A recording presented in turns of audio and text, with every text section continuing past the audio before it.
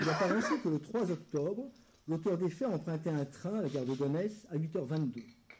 Il est sorti à la gare RER Saint-Michel à 8h56 et il a pénétré dans le bâtiment de la préfecture de police à 8h58 pour se rendre normalement à son travail au sein du service de maintenance informatique de la direction du renseignement.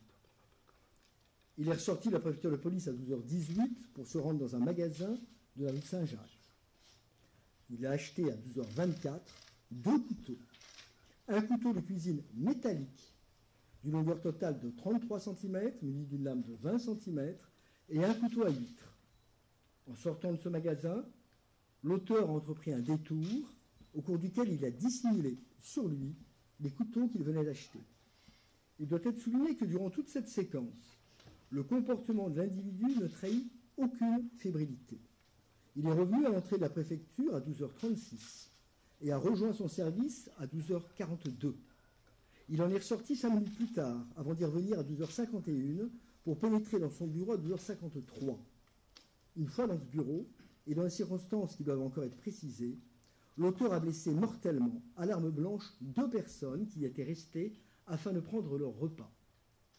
La première victime, major de police âgé de 50 ans, présente une large plaie à la gorge.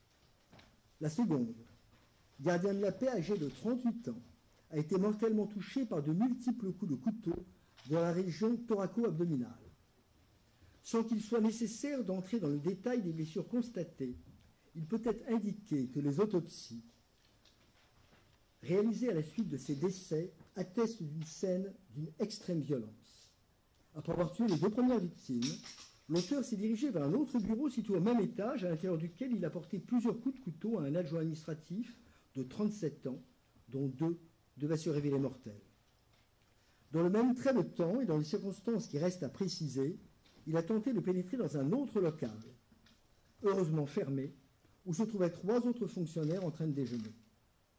Poursuivant son périple, l'assaillant a emprunté l'escalier menant à la cour de la préfecture de police. Au cours de ce trajet, il a porté plusieurs coups de couteau à une fonctionnaire de police, gardien de la paix âgée de 39 ans, qui devait décéder des suites de ses blessures.